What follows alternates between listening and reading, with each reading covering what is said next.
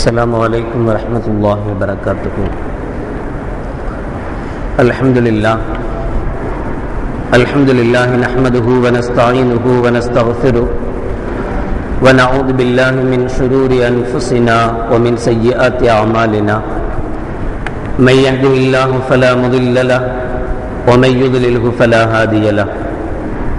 ونشهد أن لا إله إلا الله وحده لا شريك له ونشهد أن محمدا عبده ورسوله.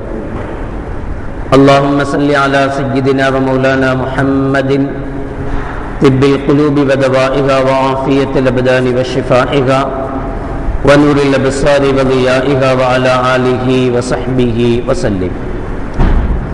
أما بعد، فقد قال الله تعالى في القرآن العظيم والفرقان المجيد: أعوذ بالله من الشيطان الرجيم، بسم الله الرحمن الرحيم.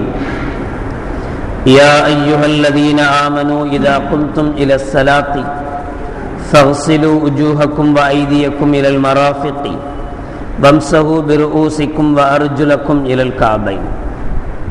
قال النبي صلى الله عليه وسلم: الطهور شطر الإيمان، أو كما قال عليه الصلاة والسلام. صدق الله العظيم وصدق رسوله النبي الكريم. سبحانك لا علم لنا إلا ما علمتنا إنك أنت العليم الحكيم. رب اشرح لي صدري ويسر لي أمري واحلل عقدة من لساني يفقهوا قولي. புகழ் அனைத்தும் அல்லாஹ் ஒருவனுக்கே உரித்தாகட்டுமாக. ஸலாத் என்னும் கருணையும் சலாம் என்னும் ஈரேற்றமும் ஈருலக சர்தாரம் பெருமானார் ரசூலே கரீம் ஸல்லல்லாஹு அலைஹி வஸல்லம் அவர்கள் மீதும் அவர்களுடைய அடிச்சுவடுகளை கடுகளவும் பிசகாது வாழ்ந்து வந்த உத்தம சத்திய சஹாபாக்கள், தாபியின்கள், தபா தாபியின்கள், நபிமார்கள், வலிமார்கள், ஷஹீதுகள் மற்றும் நம் அனைவர்கள் மீதும் ஏனைய இஸ்லாமியர்கள் மீதும் என்றென்றும் நிலவட்டுமாக. ஆமீன். பிறந்திற்கும் பெரும் மதிப்பிற்கும் உரிய பெரியோர்களே, அல்லாஹ்வின் நல்லடியார்களே, அல்லாஹ் ஜல்ல ஷானஹு வ தஆலாவின் மாபெரும் கிருபையினால் புனித ரமலான் மாதத்தை அடைந்து 15ஆம் நாள் நோன்பு நோற்று அமர்ந்திருக்கிறோம். அல்ஹம்துலில்லாஹ். இன்று கொடுக்கப்பட்டிருக்கிற தலைப்பு உது தயம்முமின் சட்டங்கள். 5வது சூராவின் 6வது ஆயத்தாக அல்லாஹ் ஜல்ல ஷானஹு வ தஆலா சொல்வான்: யா அய்யுஹல்லதீன ஆமனூ, ஈமான் கொண்டவர்களே, இதா குன்தும் இல ஸலாத்தி, நீங்கள் தொழுகைக்காக வந்தால், ஃபக்ஸிலு உஜூஹக்கும் வ ஐதியக்கும் இலல் மராஃபிகி, உங்களுடைய முகங்களையும் உங்களுடைய கைகளை முழங்கை உட்படவும், வம்சஹு பிர்ஊசிக்கும், உங்களுடைய தலையை மசகு செய்யுங்கள், வ அர்ஜுலக்கும் இலல் காபைன், உங்களுடைய கால்களை கரண்டை மொழி உட்பட கழுகிக் கொள்ளுங்கள் என்று அல்லாஹ் ஜல்ல ஷானஹு வ தஆலா சொல்லி காட்டுவான். பொதுவாக இந்த வுது செய்துவிட்டு தொழுதால்தான் பாவம் போகும் என்றல்ல, தொழுவதற்கு முன்பு அல்லது வேறு அமல்களை செய்வதற்கு முன்பு வெறும் வுது செய்வதனாலும் பாவங்கள் கழிக்கப்படுகிறது என கண்மணி நாயகம் ஸல்லல்லாஹு அலைஹி வஸல்லம் அவர்கள் சொல்வார்கள். உத்மான் ரலியல்லாஹு தஆலா அவர்கள் அறிவிக்கிற அறிவிப்பு முஸ்லிமுடைய 245வது ஹதீஸாக பதியப்பட்டிருக்கும். மன் தவல்லஅ ஃபஅஹ்ஸனல் வுதுஅ, எந்த ஒரு மனிதர் நல்ல முறையில் வுது செய்கிறாரோ, ஹரஜத் ஹதாயாஹு மின் ஜஸதிஹி ஹத்தா தஹ்ருஜ மின் தஹ்தி அல்ஃபாரிஹி, நகங்களுக்கு கீழ் உள்ள, நகங்களுக்கு உள்ளே இருக்கிற பாவங்கள் உட்பட அவனுடைய உடம்பின் ஒவ்வொரு பாவங்களும் அதனால் மன்னிக்கப்படும் என கண்மணி நாயகம் ஸல்லல்லாஹு அலைஹி வஸல்லம் அவர்கள் சொல்வார்கள். 244வது முஸ்லிமுடைய 244வது ஹதீஸில் கண்மணி நாயகம் ஸல்லல்லாஹு அலைஹி வஸல்லம் அவர்கள் மிக விரிவாக இதை சொல்லி காட்டுவார்கள். ஒருவன் கையை கழுகும் போது அவன் கை செய்த பாவங்கள் மன்னிக்கப்படுகிறது, முகத்தை கழுகும் போது முகத்தினுடைய கண்கள், வாய், நுகர்து, இது போன்ற பாவங்கள் மன்னிக்கப்படுகிறது, காலை கழுகுகிற போது அவன் நடந்த பாவங்கள் மன்னிக்கப்படுகிறது என கண்மணி நாயகம் ஸல்லல்லாஹு அலைஹி வஸல்லம் அவர்கள் ஒவ்வொரு பாவத்தையும் பட்டியலிட்டு, ஒவ்வொரு உறுப்புகளுடைய பாவங்களையும் பட்டியலிட்டு இவைகள் அனைத்தும் மன்னிக்கப்படுகின்றன என நபிகள் நாயகம் ஸல்லல்லாஹு அலைஹி வஸல்லம் அவர்கள் சொல்வார்கள். உதுவை பொறுத்தவரை இந்த 4 விஷயங்கள், குர்ஆனில் சொல்லப்பட்ட 4 விஷயங்கள்: 1 முகத்தை கழுகுதல், 2 கையை கழுகுதல், 3வதாக தலைக்கு மசஜ் செய்தல், 4வதாக காலை கழுகுதல். இந்த 4ம் ஃபர்து, கண்டிப்பாக செய்துதான் ஆக வேண்டும். அபூ ஹனீஃபா ரஹ்மத்துல்லாஹி அலைஹி அவர்கள் இந்த 4ஓடு நிறுத்திக் கொள்வார்கள். ஆனால் இமாம் ஷாஃபி ரஹ்மத்துல்லாஹி அலைஹி அவர்கள் இந்த 4லே அல்லாஹ் ஜல்ல ஷானஹு வ தஆலா வரிசையாக சொல்லி இருக்கிறார். ஃபக்ஸிலு உஜூஹக்கும் என்பதை முதலாவதாக சொல்லியிருக்கிறார். முகத்தை கழுகுங்கள். பிறகு இரண்டாவதாக கையை கழுகுங்கள் என்கிறான், மூன்றாவதாக மசகு செய்யுங்கள் என்கிறான், நான்காவதாக காலை கழுகுங்கள் என்கிறான். எனவே இப்படி கழுகும் போது வுது செய்யும் போது வரிசையாக செய்வதும் ஃபர்து, கடமை. மாறி மாறி செய்யக்கூடாது. முதல்ல காலை கழுகிட்டு அப்புறம் கையை கழுகுறது, அப்புறம் முதல்ல கையை கழுகிட்டு அப்புறம் முகத்தை கழுகுறது, இப்படி கழுகக்கூடாது. வரிசை கிரமாகத்தான் கழுக வேண்டும். அப்படி கழுகினால் இமாம் ஷாஃபி ரஹ்மத்துல்லாஹி அலைஹினுடைய சொற்படி அந்த வுது கூடாது. இவர் இன்னும் வுதுவே செய்யலைன்னு அர்த்தம், புதுசா இன்னொரு வுது செய்யணும். அபூ ஹனீஃபா ரஹ்மத்துல்லாஹி அலைஹி பொறுத்தவரை நாளை கழுவிட்டானா விட்டுருங்க, முன்னாடி செஞ்சானா பின்னாடி செஞ்சானா, நாளை கழுவுனா போதும் என்று அவர்கள் சொல்வார்கள். இன்னொன்று பொதுவாக நாம் எப்போதும் ஞாபகத்தில் வைக்கிற ஒன்று, இமாம் ஷாஃபி ரஹ்மத்துல்லாஹி அலைஹி பொறுத்தவரை நிய்யத், நான் இதற்காக இந்த செயலை செய்கிறேன் என்கிற நிய்யத்து ரொம்ப ரொம்ப அவசியம். அதை இங்கே சேர்த்துக் கொள்வார்கள். ஆக அபூ ஹனீஃபா ரஹ்மத்துல்லாஹி அலைஹி பொறுத்தவரை வுதுவினுடைய ஃபர்துகள் 4 என்று சொல்லப்படும், ஷாஃபி ரஹ்மத்துல்லாஹி அலைஹி பொறுத்தவரை 6 என்று சொல்லப்படும். பெரிய வித்தியாசம் கிடையாது. காரணம், இந்த நிய்யத்தையும் அபூ ஹனீஃபா ரஹ்மத்துல்லாஹி செய்யுங்கன்னு தான் சொல்லுவாங்க, ஆனா கடமைன்னு சொல்ல மாட்டாங்க. வரிசைகரமா செய்யுங்க, கரெக்டா செய்யுங்கன்றதையும் செய்யுங்கன்னு சொல்லுவாங்க, ஆனா கடமைன்னு சொல்ல மாட்டாங்க. ஒருவேளை இது இல்லாமல் போனால் வுது கூடும் சொல்லுவாங்க, இவங்க கூடாதுன்னு சொல்லுவாங்க. இந்த ஒரு சின்ன வித்தியாசம் மட்டுமே அங்கே இருக்கும். ஆரம்பமாக நிய்யத்தை எடுத்துக்கொள்வோம். நிய்யத்தை பொறுத்தவரை இந்த வுதுவினுடைய கடமையை நிறைவேற்றுகிறேன் என்று நிய்யத்து செய்ய வேண்டும். இது 3 வகையான, இப்ப தொழுகை வுது செய்யக்கூடியது. இப்ப தொழுகைக்காக வுது செய்கிறோம், இது நிபந்தனையாக கடமையான ஒரு வுது. காரணம் என்னன்னா, இந்த வுது இல்லாம தொழுக முடியாது. தொழுகணும்னு சொன்னா கண்டிப்பா வுது செஞ்சாகணும். அதே மாதிரி சஜிதா திலாவத், குர்ஆன் ஓதி இருக்கோம், குர்ஆன்ல ஒரு சஜிதாவுடைய ஆயத்து வந்திருக்கு, அந்த ஆயத்துக்காக நம்ம சஜிதா செய்வோம். சஜிதாவுடைய ஆயத்தை ஓதுனா சஜிதா செய்வோம், அதுக்கு பேர் சஜிதா திலாவத், ஓதுனதுக்காக உண்டான சஜிதா. இதுக்கும் வுது அவசியம், வுது இல்லாம சஜிதா செய்ய முடியாது. மூன்றாவதாக குர்ஆனை தொடணும், கையில தொடறதுக்காக, இதுக்கும் வுது அவசியம். வுது இல்லாமல் குர்ஆனை தொட முடியாது. எனவே இந்த 3 காரியங்களுக்காக வேண்டி வுது செய்யறது கண்டிப்பாக ஃபர்து, கடமை. வுது இல்லாமல் இந்த காரியங்களை செய்ய முடியாது. இன்னொரு வுது, காபாவை தவாப் செய்கிறோம். காபாவை தவாப் செய்வதற்கும் வுது அவசியம். ஆனால் அந்த வுதுவுக்கு ஷர்த்து, வாஜிப் என்று சொல்வார்கள், வெளியில் உள்ள ஒரு கடமை என்று அதுக்கு பொருள். ஆக அதுவும் ஒரு கடமையான ஒன்றுதான். இந்த 4 விஷயங்கள் அல்லாம வேறு எதற்காக வேண்டி வுது செய்யறார்? உதாரணமாக ஒருவர் குர்ஆனை தொடல, பார்க்காம சும்மா ஓதுறார், யாசின் தெரியும் யாசின் ஓதுறார், குல் ஹுவல்லாஹ் தெரியும் குல் ஹுவல்லாஹ் ஓதுறார். இப்படி ஓதுவதற்கு வுது அவசியம் கிடையாது. வுதுவோட தான் ஓதணும்னு அவசியம் இல்லை. வுது இல்லாமலும் கூட ஓதலாம், குர்ஆனுடைய ஆயத்துக்களை ஓதலாம், தொடதான் கூடாது வுது இல்லாம. இப்ப இந்த குர்ஆனை ஓதுறதுக்காக ஒருத்தர் வுது செய்யறார். அல்லாஹ்வுடைய கலாம ஓதுறோம், அசுத்தத்தோட ஓதக்கூடாது அப்படிங்கிறதுனால சுத்தத்துக்காக என்ன செய்யறார்? வுது செஞ்சுட்டு குர்ஆனுடைய ஆயத்துக்களை ஓதுறார். இந்த வுதுவுக்கு பேர் சுன்னத்தான வுது, இது கடமையான வுது அல்ல. அதே போல ஒவ்வொரு விஷயங்களும், மனைவியுடன் கூடிய பிறகு ஒருவர் வுது செய்கிறார், அந்த வுது கடமையான வுது அல்ல, சுன்னத்தான வுது. ஃபர்தான குளிப்பு குளிக்கணும், கடமையான குளிப்பு குளிக்கணும், குளிக்கிறதுக்கு முன்னாடி வுது செய்வது சுன்னத், அது சுன்னத்தான வுது. இப்படி சுன்னத்தான வுது இருக்கிறது, கடமையான ஃபர்தான வுதுவும் இருக்கிறது. இமாம் இப்போ அபூ ஹனீஃபா ரஹ்மத்துல்லாஹி அலைஹி பொறுத்தவரை நிய்யத் பிரச்சனை இல்லை, எப்படி செஞ்சாலும் பரவாயில்ல. எப்படி வுது செய்தாலும் அதை கொண்டு எதையும் செய்யலாம். ஒருத்தர் குர்ஆன் ஓதணும் அப்படிங்கிற நிய்யத்துல வுது செஞ்சார், இந்த வுதுவை வச்சு அவர் தொழுவலாம். ஏன்னா வுது செஞ்சிட்டார், வுது இருக்கு, சுத்தம் இருக்கு, அவ்வளவுதான். ஆனால் ஷாஃபி இமாமை பொறுத்தவரை நிய்யத் அவசியம்னு சொல்றதுனால ஒரு உயர்தரமான ஒரு ஸ்டேஜ் இருக்கு, ஒரு தாழ்வான ஸ்டேஜ் இருக்கு. உயர்தரமான ஸ்டேஜில் உன்னை வைத்துக்கொண்டு தாழ்வானதை நடத்த முடியும், தாழ்வான ஸ்டேஜில் ஒன்னதை வச்சு உயர்தரமான ஒன்றை நடத்த முடியாது. உதாரணமாக தொழுகிறது ஃபர்து, இந்த ஃபர்துக்காக வுது செய்வதும் ஃபர்து, கடமை, கடமையான வுது. இப்ப ஒருத்தர் சாதாரணமாக நான் குர்ஆனை ஓதணுங்கிறதுக்காக வுது செஞ்சார். வுது செய்யும் போது அவருடைய நிய்யத் எதுக்காக வுது செய்றார்? குர்ஆன் ஓதுவதற்காக நான் வுது செய்கிறேன் அப்படின்னு மனசுல நினைச்சிட்டு நிய்யத் செஞ்சுட்டு அவர் வுது செய்தார். வுது செஞ்சா அந்த வுதுவை கொண்டு தொழுவ முடியாது, இந்த வுதுவை கொண்டு சஜ்தா திலாவத் செய்ய முடியாது, இந்த வுதுவை கொண்டு குர்ஆனை தொட முடியாது. காரணம் அது ஃபர்லான வுது, இது சுன்னத்தான வுது. இது மாதிரி ஒரு சின்ன வித்தியாசம் இமாம் ஷாஃபி ரஹ்மத்துல்லாஹி அலைஹி சொல்லி காட்டுவார்கள். காரணம் என்ன அப்படின்னு சொன்னா, இந்த நிய்யத் அவசியம் என்று சொல்வதனுடைய காரணம். நிய்யத் ரொம்ப கண்டிப்பாக வேண்டும். இன்னமல் அமாலு பின்னிய்யாத் என்று ஸல்லல்லாஹு அலைஹி வஸல்லம் அவர்கள் சொல்வார்கள். உங்களுடைய செயல்கள் எல்லாம் எண்ணத்தை பொறுத்தே அமைக்கப்படும். நீங்க என்ன நினைக்கிறீங்களோ அப்படிதான். நீங்க ஃபர்துன்னு நினைச்சா அது ஃபர்தா உருவாகும், நீங்க சுன்னத்துன்னு நினைச்சா அது சுன்னத்தாக உருவாகும் என்று இமாம் ஷாஃபி ரஹ்மத்துல்லாஹி அலைஹி விளக்கம் தருவார்கள். இரண்டாவது கடமை முகத்தை கழுவுவது. இதுல எந்த வித்தியாசமும் இல்லாமல் நாம் எல்லாம் தெரிந்திருக்கும், நெற்றி ரோமத்திலிருந்து நாடி குழி.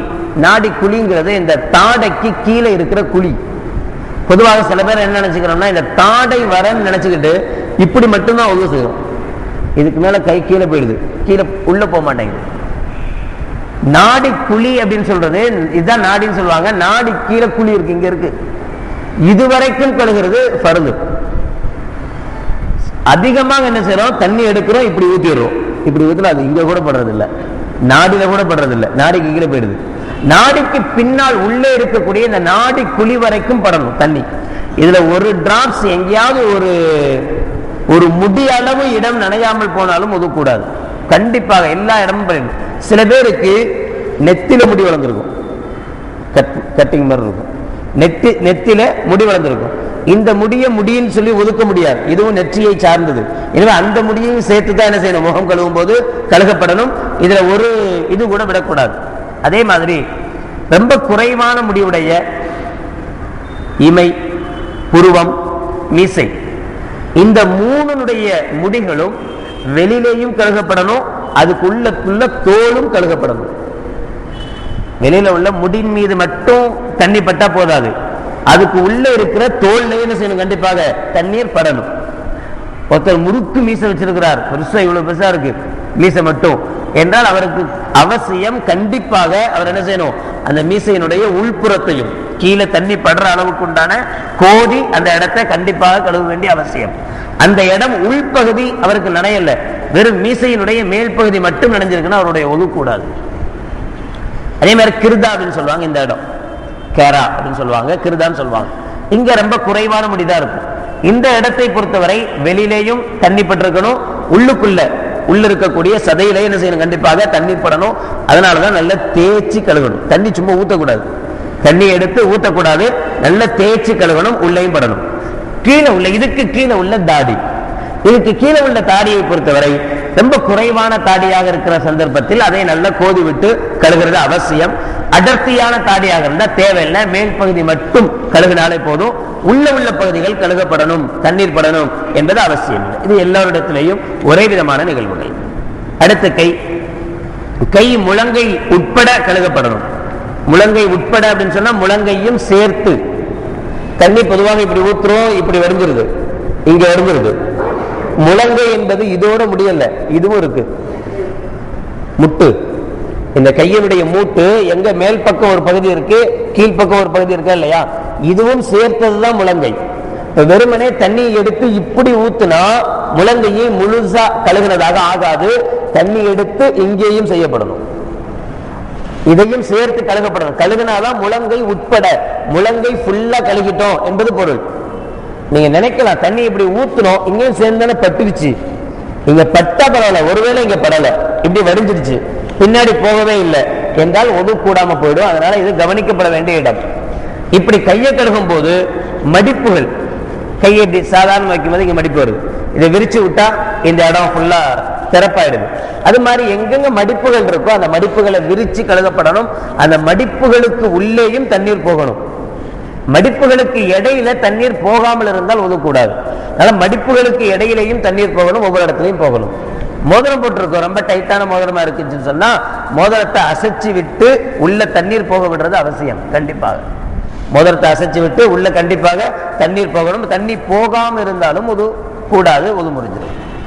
அது போல அடுத்து தலைக்கு மசாஜ் செய்தல். இது வெறுமனே நான் சுன்னத்து எதையுமே சொல்லல, டச் பண்ணல, வெறும் ஃபர்த மட்டும், ஃபர்து உடைய முழு. இப்ப நான் சொல்லக்கூடியதுல ஏதாவது ஒரு பார்ட், ஒரு சின்ன பகுதி விடுபட்டு போனாலும் ஒதுக்கூடாது. அதனால் ஏற்படுகிற தொழுகையும் கூடாது. இதுல ஒரு பிட்ட கூட விடுறதுக்கு அனுமதி இல்லை. தலையை மசாஜ் செய்யக்கூடிய விஷயத்தில் நாம் ஷாஃபி ரஹ்மத்துல்லாஹி அலைஹி அவர்களை பொறுத்தவரை ஒரு சில முடிகள் நனைந்தாலும் போதும், ஃபர்து நிறைவேறிடும். அதனாலதானே இன்னொருத்தர்ல ரொம்ப பேர் பாருங்க இப்படி இப்படி தொட்டுட்டு போய்கிட்டே இருப்பாங்க. மசாஜ் செய்யும் போது தண்ணி இருப்பாங்க, இப்படிதான் ஒரு 2 முடியோ 3 முடியோ கூட நனையாது.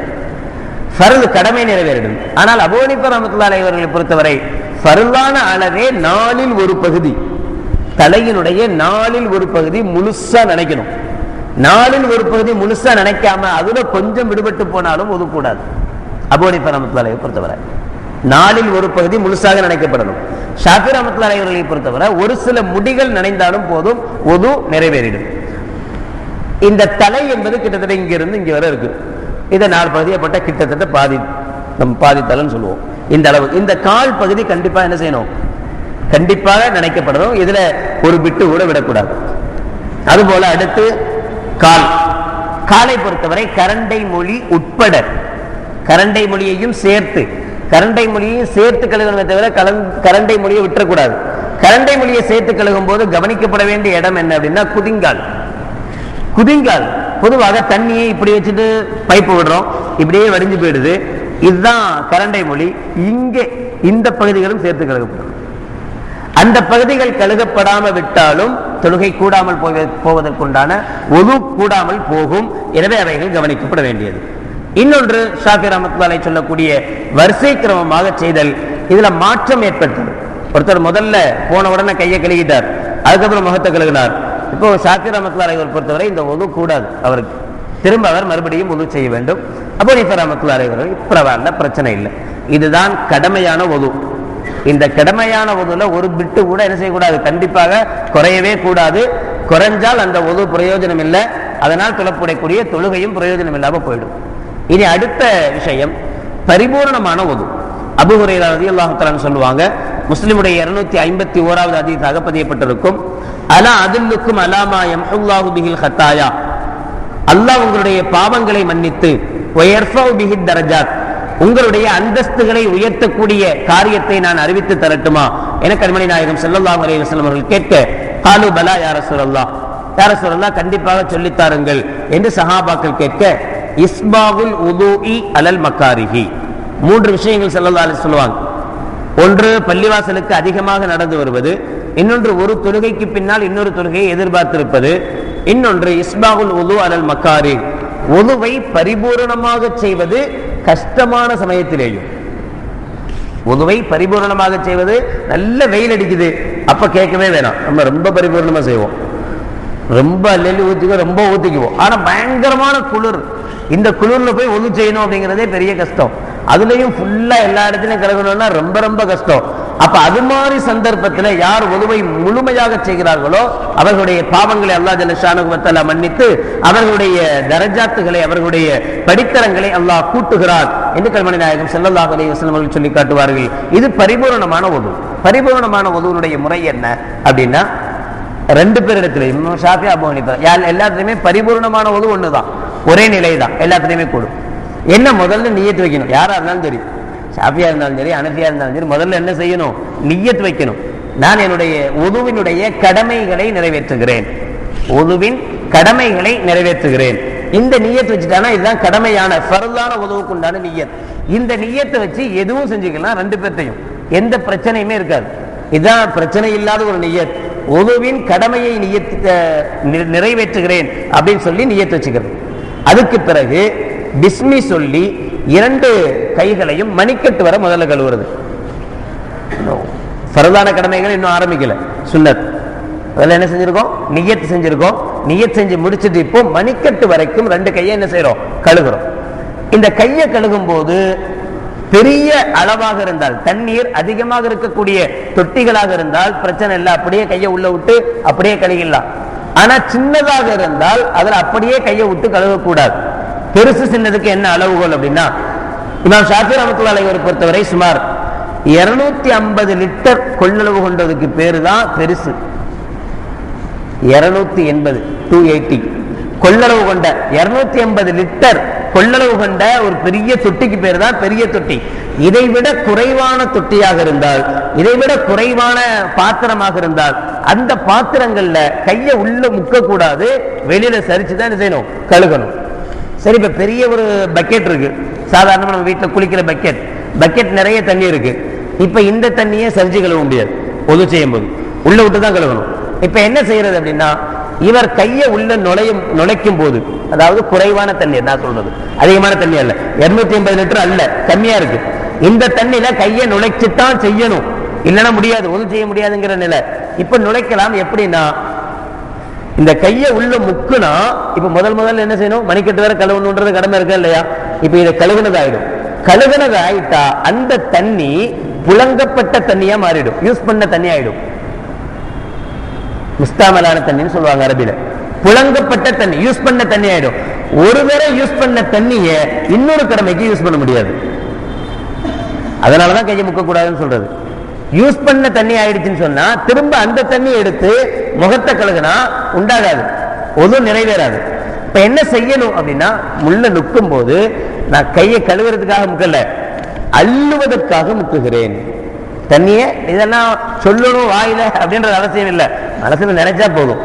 நான் இப்ப முதல்ல கையை நுழைக்கிறது எதுக்காக, அள்ளுறதுக்காக நுழைக்கிறேன். அப்புறம் அள்ளின பிறகு திரும்ப என்ன செய்யறது, இப்போ கழுகுறேன். இப்படி கழுகுனா பரவாயில்ல, தாராளமா 250 லிட்டரை விட கம்மியா உள்ள தண்ணியில கூட என்ன செய்யலாம், கையை நுழைக்கலாம். அபூ ஹனீஃபா ரஹ்மத்துல்லாஹி அலைஹி அவர்களை பொறுத்தவரை 10க்கு 10 சொல்லுவாங்க. 10 முழம் நீளம் 10 முழம் அகலம் இருக்கணும். அப்படிப்பட்ட ஒரு பெரிய அளவு, அதுக்கு ஒரு அடையாளமும் சொல்லுவாங்க. ஒரு ஓரத்தில் தண்ணீரை அலசி விட்டா, கையை வச்சு ஆட்டி விட்டா, இன்னொரு ஓரத்துல அது ஆடக்கூடாது. பெரிய அதிகமான தண்ணீர் இருந்தா இல்ல, சாதாரண சின்ன பக்கெட்ல தண்ணி வச்சுட்டு ஒரு இடத்துல கையை விட்டாலே போதும், எல்லா தண்ணியும் சேர்ந்து ஆடும். இது ஒரு அடையாளமாக சொல்லப்படுகிற ஒரு அளவு. பொதுவாக இதற்கு பேர் பெரிய அளவு. இதை விட குறைவாக இருக்கக்கூடிய பாத்திரங்களில் கையை நுழைத்து கழுவுகிற போது இப்படிப்பட்ட நிய்யத்து வேணும். நான் நுழைவதற்காக, அள்ளுவதற்காக இந்த கையை நுழைக்கிறேன் என்கிற நிய்யத்தோட அல்லலாம், தப்பில்லை. இப்ப முதல்ல மணிக்கட்டு வரைக்கும் கழுகிருக்கோம்.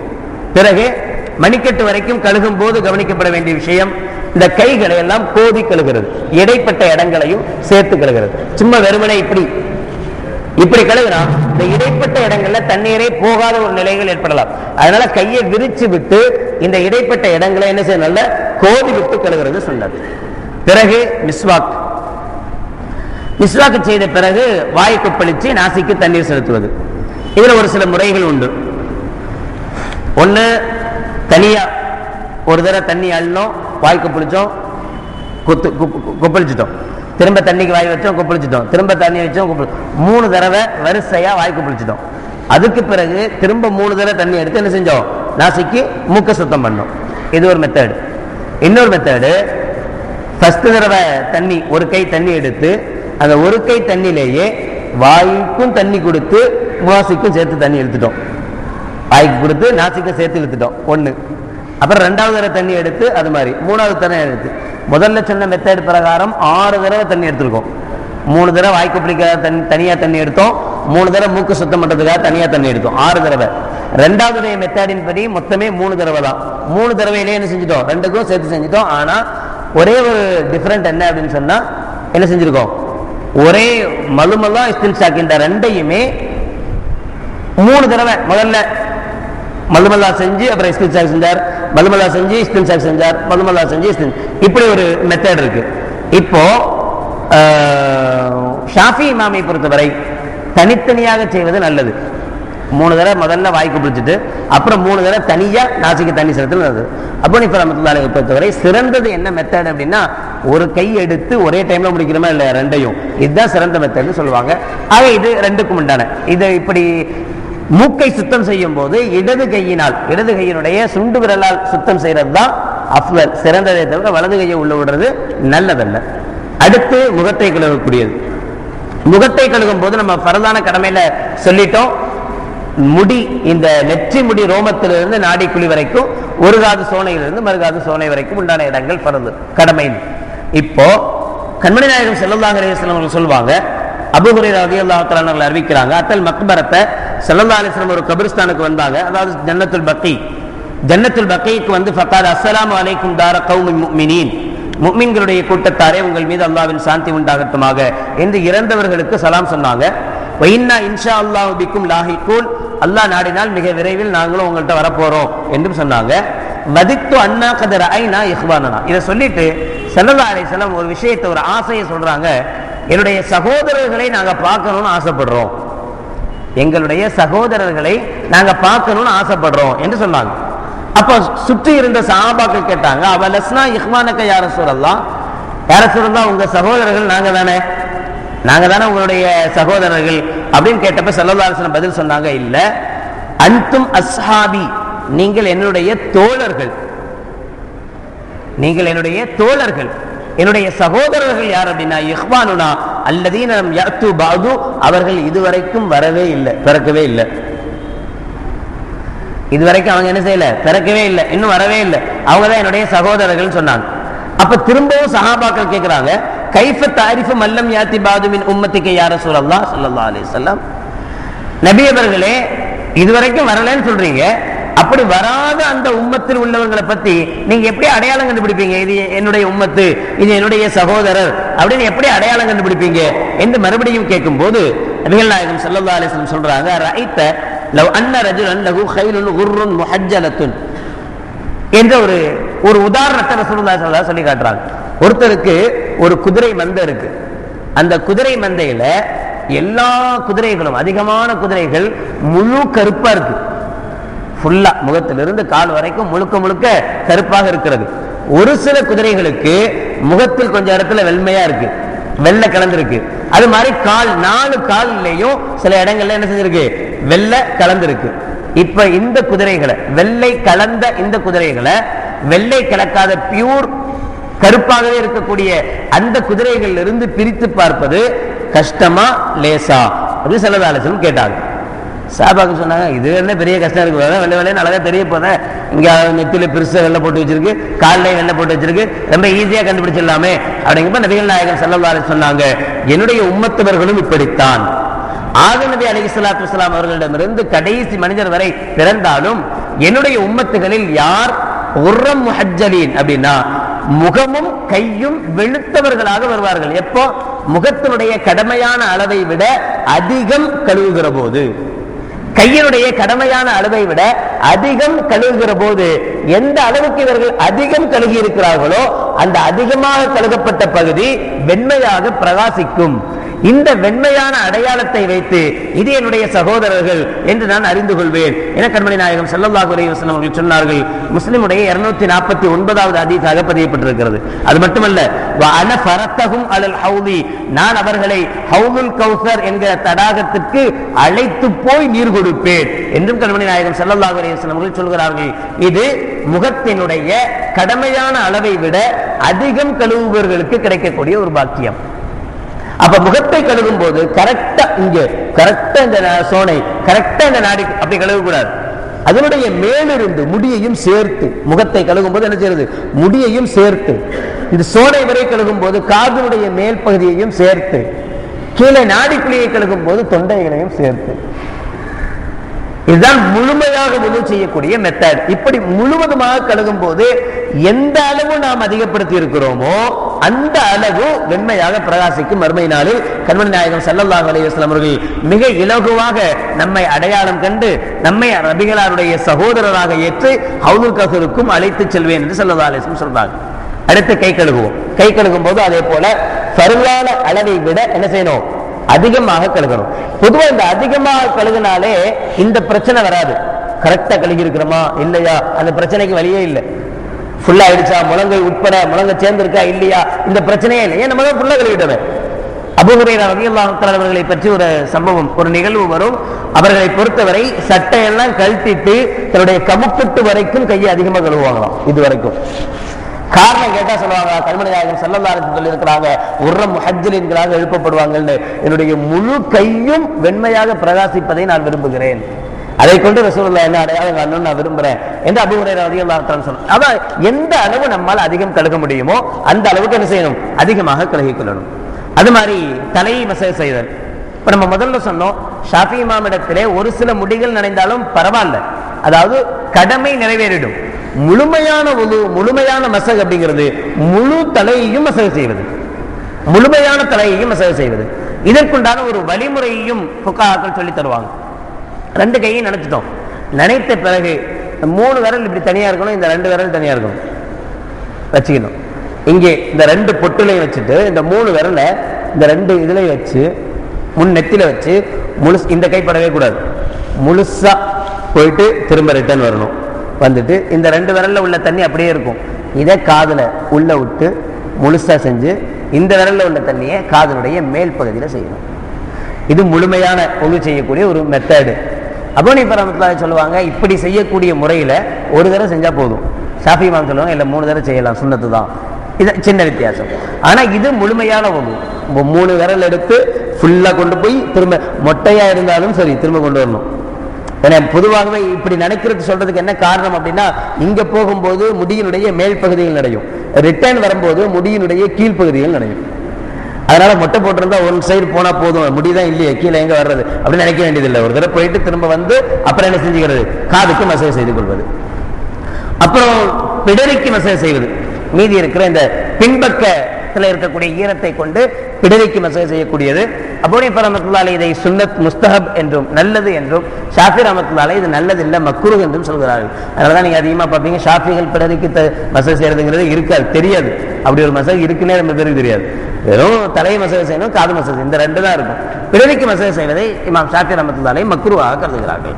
பிறகு காலையும் அதே போல என்ன செய்யணும், எந்த அளவுக்கு அதிகம் கழுக முடியுமோ அந்த அளவுக்கு அதிகமாக கழுகணும். அதுவும் என்ன செய்யும், மறுமை நாளில் வெண்மையாக, எவ்வளவு தூரம் அதிகமாக கழுகுறோமோ அந்த அளவுக்கு வெண்மையாக அது காட்சி அளிக்கும்.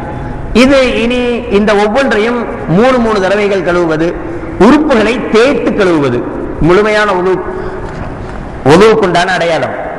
சாதாரணமா தண்ணி எள்ளி ஊத்திட்டாலே கடமை நிறைவேறிடும். ஆனா முழுமையான உணவுன்னு சொல்றதா இருந்தா என்ன செய்யணும், கைகளை கழுகும் போதும் முகத்தை கழுகும் போதும் நல்ல தேய்த்து கழுகணும், ரொம்ப அவசியம். அடுத்து ஒரு உறுப்பு காயறதுக்கு முன்னாடி மறு உறுப்பை கழுவுறது. அப்பதான் ஒது செய்ய ஆரம்பிச்சிருந்தோம். மூஞ்ச கழுவிட்டோம், வந்துட்டார், வந்து பக்கத்தில் உட்காந்துக்கிட்டார். உட்காந்துட்டு கக்கா என்ன அப்படின்னு ஆரம்பிச்சார். ஆம்பளம் பிஸ்மில்லான்னு ஆரம்பிச்சோம். அவர்கிட்ட பேசிக்கிட்டே இருக்கோம், மூஞ்சில போட்டு தண்ணியும் காய்ச்சி போச்சு. சரி போங்க நான் ஒது செய்யறேன் அப்படின்னு திரும்ப என்ன செஞ்சுக்கிறது, கையா கழுவிக்கிறது. ஒது கூடும். ஆனாலும் என்ன இல்லை, இதுக்கு பேரு பரிபூர்ணமான ஒது அல்ல. ஒரு உறுப்பு காயறதுக்கு முன்னாடியே என்ன செஞ்சிடணும், மறு உறுப்பை கழுகிடணும். ஒவ்வொரு விஷயத்தையும் வலது பக்கத்திலிருந்து ஆரம்பிக்கிறது. எல்லா நல்ல காரியத்தையும் நம்ம ஏற்கனவே அந்த ஹதீஸினுடைய ஆதாரங்களை பார்த்திருப்போம். இப்ப இங்கே கை கழுகணும்னு சொல்றோம்ல, இப்ப ஷாஃபி இமாமே முகத்தை கழுகிட்டோம், 2வது கை கழுகுறோம். 2வது கை கழுகும் போது ஒருத்தர் ஃபர்ஸ்ட் வலது கையை கழுகாம ஃபர்ஸ்ட் இடது கையை கழுவிட்டு அப்புறம் வலது கையை கழுவினார், ஒது கூடும். ஆனா இதுக்கு பேர் பரிபூர்ணமான ஒது அல்ல. பரிபூர்ணமான உதவா இருந்தா என்ன செய்யணும், முதல்ல வலது கையை கழுகிட்டு பிறகு இடது கை கழுகணும். அதே போல கால்களும். இது முடிந்த பிறகு, இந்த உது செய்து முடிந்த பிறகு நாம் துஆ செய்யணும். முஸ்லிமுடைய 234வது ஹதீஸாக சொல்லப்பட்டிருக்கும். உமர் ரலியல்லாஹு தஆலா அவர்கள் அறிவிப்பு செய்வார்கள், மாமின்கும் மின் அஹதின் யதவல்லு ஃபயுப்லிகுல் வுதுஅ, ஒரு மனிதன் முழுமையாக உது செய்து சும்மா கால பிறகு அஷ்ஹது அல்லா இலாஹ இல்லல்லாஹ் வஹ்தஹு லா ஷரீக லஹ் வ அஷ்ஹது அன்ன முஹம்மதன் அப்துஹு வ ரசூலுஹு என்கிற ஷஹாதத் கலிமாவை சொன்னால், இல்லா ஃபுதிஹத் லஹு அபுவாபுல் ஜன்னத்தி ஸமானியா யதுகுலு மின் ஐயிஹா ஷாஅ, 8 சுவனத்து வாசல்களும் திறக்கப்படும். எந்த வாசல் வழியாக இவர் விரும்புகிறாரோ அந்த வாசல் வழியாக இவர் சொர்க்கத்திற்குள் போகலாம் என்று கண்மணி நாயகம் ஸல்லல்லாஹு அலைஹி வஸல்லம் சொல்வாங்க. சாதாரண சின்ன விஷயம் இல்லை அது. ஒது செஞ்சு முடிச்சுட்டு அஷ்ஹது அல்லா இலாஹ இல்லல்லாஹ் வஹ்தஹு லா ஷரீக லஹ் வ அஷ்ஹது அன்ன முஹம்மதன் அப்துஹு வ ரசூலுஹு சாதாரணமா சொல்லக்கூடிய ஒரு விஷயம். ஆனா இதுக்கு சொல்லக்கூடிய மதிப்பு மிக உயர்தரமான மதிப்பு. இன்னொரு ரிவாயத்தில் இதை விட கொஞ்சம் அதிகரித்து, அல்லாஹும்ம ஜஅல்னி மினத் தவ்வாபீன் வஜஅல்னி மினல் முத்தத்தஹிரீன் வஜஅல்னி மின் இபாதிக்கஸ் சாலிஹீன், யா அல்லாஹ் என்னை நல்லவர்கள் கூட்டத்தில், தௌபா செய்யக்கூடிய பாவ மன்னிப்பு கோரக்கூடியவர்கள் கூட்டத்தில் சேர்ப்பாயாக, வஜஅல்னி மினல் முத்தத்தஹிரீன் பரிசுத்தவான்களின் கூட்டத்தில் சேர்ப்பாயாக, வஜஅல்னி மின் இபாதிக்கஸ் சாலிஹீன் நல்லோர்களின் கூட்டத்தில் சேர்ப்பாயாக என்கிற துஆவும் கண்மணி நாயகம் ஸல்லல்லாஹு அலைஹி வஸல்லம் அவர்கள் கற்றுத் தந்திருக்கிறார்கள். இது அல்லாம ஒவ்வொரு உறுப்புகளை கழுகுவதற்கும் ஒவ்வொரு தனித்தனி துஆவை ரசூலுல்லாஹி ஸல்லல்லாஹு அலைஹி வஸல்லம் சொல்லி தந்திருக்கிறாங்க. ஒவ்வொரு உறுப்புகளை கழுகும் போதும் தனித்தனி துஆக்கள்.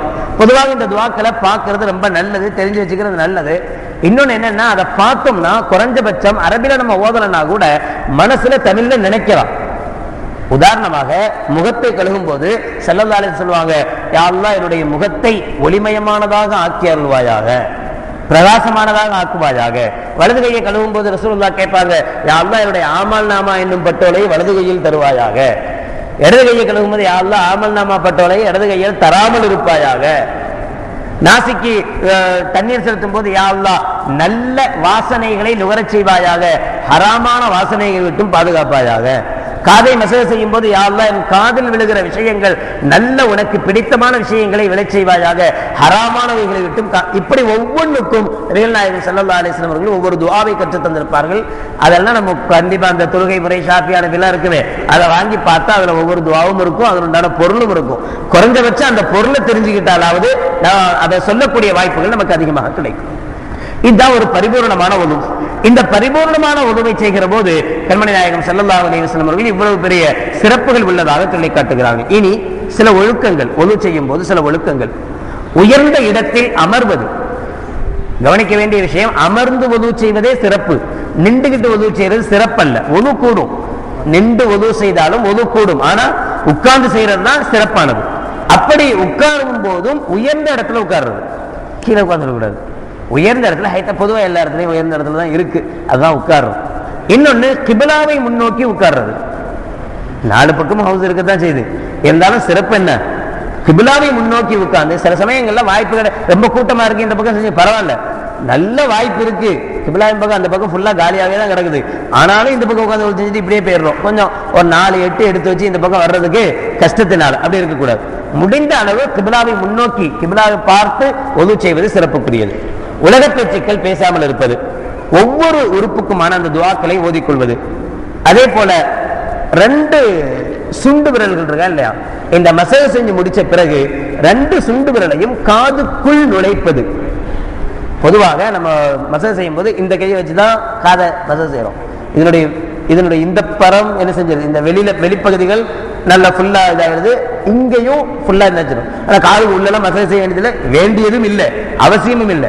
ஆனால் ஒழுக்கத்தில் கட்டுப்பட்ட விஷயம் என்ன, இந்த 2 சுண்டு விரலையும் கடைசியில நுழைச்சி எடுத்துறது. ஒரு நிம்மதி கிடைக்கும். இந்த பகுதிகளும் என்ன செஞ்சிச்சு, முழுசா கழுகிட்டோம் என்கிற நிம்மதி கிடைப்பதற்காக வேண்டி. அதே போல ஃபிக்ஹ் கிதாபுகளை இப்படி வரும், மீதமுண்டான தண்ணீரை குடிப்பது. அதனால ஜக்கில் ஒது செஞ்சுட்டு மீதி இருக்கிற அவ்வளவு தண்ணி முடக்கு அப்படி அல்ல. ஒது செஞ்சு முடிச்ச பிறகு தண்ணியை முக்கி ஒரு சில சொட்டுக்கள் நாக்கில் விட்டுக் கொள்வது. இதுக்கு காரணமும் எழுதுறாங்க, ஏன் அப்படின்னு. இப்படி விடும்போது நம்முடைய எண்ணம் நியத் இப்படி இருக்கணுமா, யா அல்லாஹ் இந்த தண்ணீரை கொண்டு என்னுடைய வெளி உறுப்புகளை நீ சுத்தப்படுத்தியதை போல இந்த தண்ணீரை கொண்டு என் உள் உறுப்புகளையும் நீ சுத்தப்படுத்துவாயாக.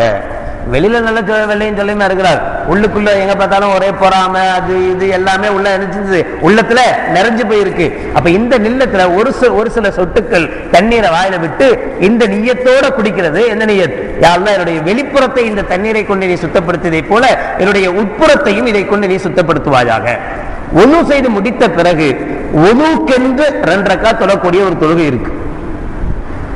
உங்களுக்கு தெரிஞ்சிருக்கும், ஸல்லல்லாஹு அலைஹி வஸல்லம் மேராஜுக்கு போறாங்க, போயிட்டு வந்து பிலால் ரலியல்லாஹு தஆலா சொல்றாங்க, பிலாலே நான் சொர்க்கத்துக்குள்ள போகும்போது எனக்கு முன்னாடி உன்னுடைய காலடி ஓசை கேட்டுச்சு, என்ன காரணம் அப்படிங்கும்போது பிலால் ரலியல்லாஹு தஆலா சொன்னாங்க, யா ரசூலல்லாஹ் அநேகமா இதா இருக்கும்னு நினைக்கிறேன், நான் எப்போ ஒது செய்தாலும் 2 ரக்காத் தொழுதுருவேன், எப்போ ஒது செஞ்சாலும் என்ன செஞ்சிருவேன், 2 ரக்காத் தொழுதுருவேன், இது என்னுடைய வளமையாக கொண்டிருக்கிறேன் என்று சொன்னாங்க கண்மணி நாயகம் ஸல்லல்லாஹு அலைஹி வஸல்லம் அவர்கள்.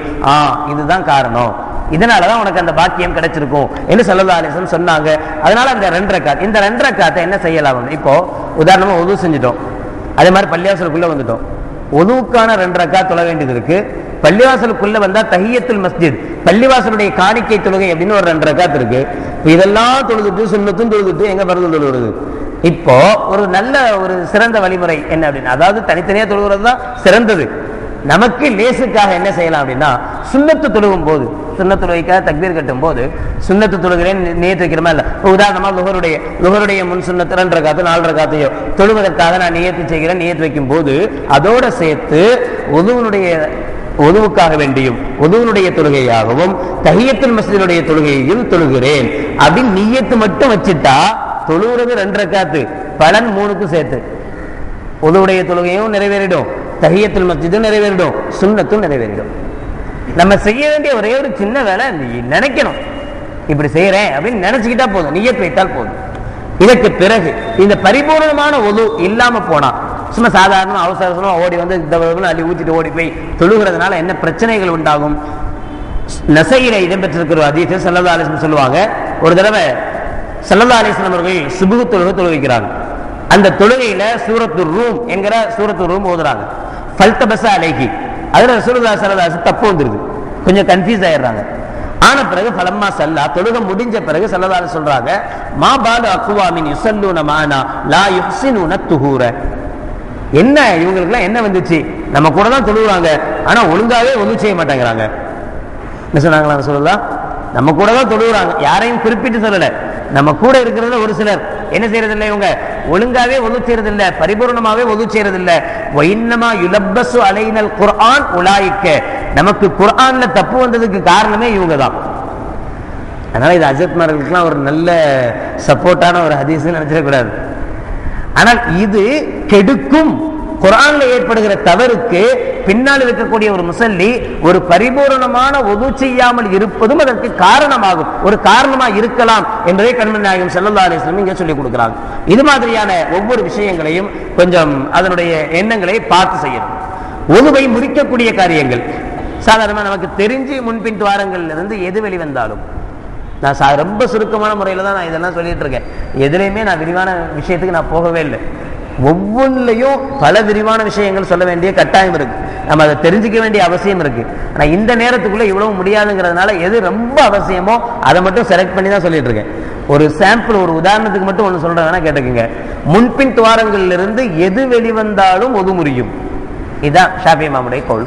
அபூ ஹனீஃபா ரஹ்மத்துல்லாஹி அலைஹி சொல்லுவாங்க, இல்ல முன் துவாரத்திலிருந்து, பின் துவாரம் அல்ல, முன் துவாரத்திலிருந்து காற்று வெளியானால் ஒது முறியாதுங்கிறாங்க.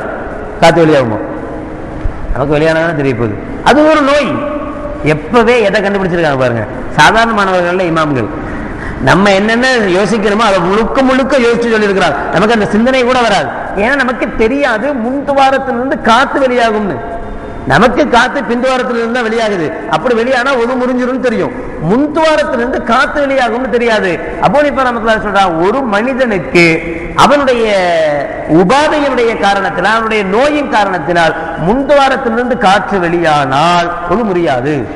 ஏன்னா காற்று வருவதற்குண்டான துவாரம் பின் துவாரம், அதன் வழியாக வந்தால் தான் ஒது முறியும் என்கிற அளவுக்கு சட்டம் சொல்லி இருக்கிறாங்க. இது மாதிரி ஒவ்வொன்றையும் உள்ள போனோம்னா எவ்வளோ இருக்கு, எவ்வளவு விஷயங்கள் இருக்கு, நாங்க எங்கேயுமே போகல.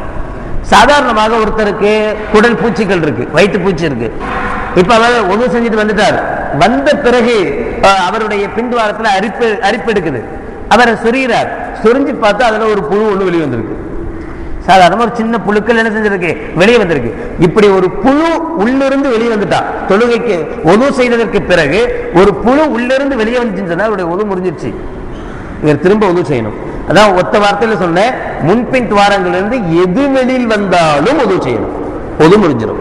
ரெண்டாவது, வாய் நிறைய வாந்தி எடுத்தார், சும்மா கொஞ்சோன்னு வாந்தி வந்தா பரவாயில்ல, வாய் முழுக்க நல்ல அதிகமான வாந்தி வந்துச்சுன்னு சொன்னா ஒது முறிஞ்சிடும், திரும்ப செய்யணும்.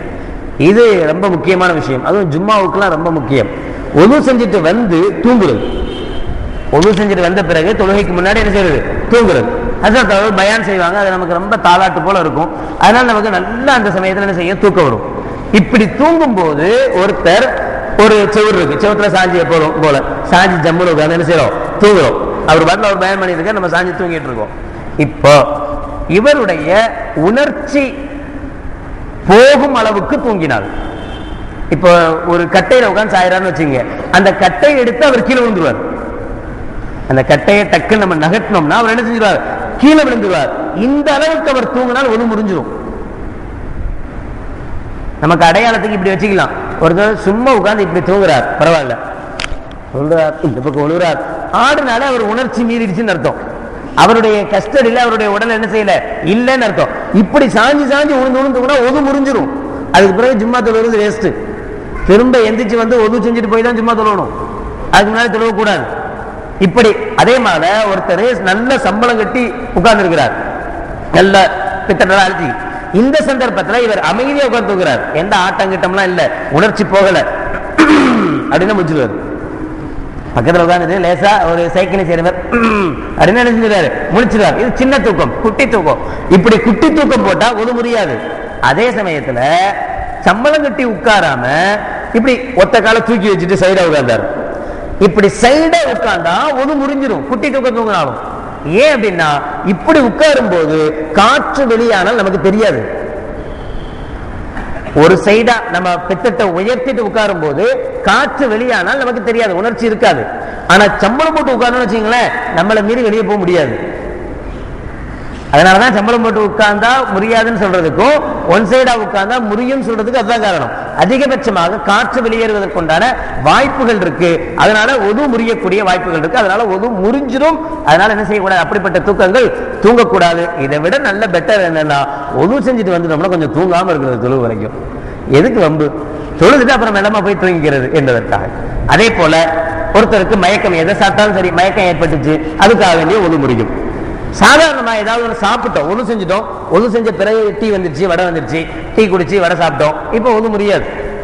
இதுக்கெல்லாம் ஒருத்தர் கூட கேட்டார், அதனால இதை சொல்றேன். அப்போ ஒது முடியாது. ஒது செஞ்ச பிறகு நகத்தை வெட்டணும், முடி வெட்டணும், ஒது முடியாது. இது மாதிரியான விஷயங்கள் ஒது என்ன செய்யாது, முடியாது. இன்னும் ஒரு சில குறிப்பான சில விஷயங்கள் இருக்கு. நான் இதுக்கு மேல உங்களை சோதிக்க விரும்பல, விட்டுறேன். ஆனாலும் நாளைக்கு அதை தொடருவோம். உதாரணமா கால்கள்ல காயம் ஏற்பட்டிருக்கு, அந்த காயங்களை தண்ணி ஊற்றி கழுவ முடியாது. இப்ப இது என்ன செய்யறது, கழுகணுமா, தயமம் செய்யணுமா, என்ன பண்ணணும்? அதுபோல இன்னைக்கு கொடுத்த தலைப்புல ஒதுவும் தயம்மமும் சேர்ந்து, ஒதுவுக்கே முழுசாக என்னால் முடிக்க முடியல இந்த நேரத்தில், என்னுடைய பலகீனம். இன்னும் தயமம் பற்றிய விரிவுரைகளும் இருக்கு இன்ஷா அல்லாஹ். எனவே நாளை இதனுடைய தொடர் ஒதுவனுடைய சில முக்கியமான விஷயங்களும் அத்துடன் தயம்மனுடைய நிலவரங்களை பற்றியும் இன்ஷா அல்லாஹ் நாளை பார்ப்போம். அல்லாஹ் ஜல்ல ஷானஹு வ தஆலா குர்ஆனையும் ஹதீஸையும் முழுமையாக விளங்கி அதன்படி நடக்கக்கூடிய பாக்கியத்தை நம் அனைவர்களுக்கும் நசீபாக்குவானாக. ஆமீன்.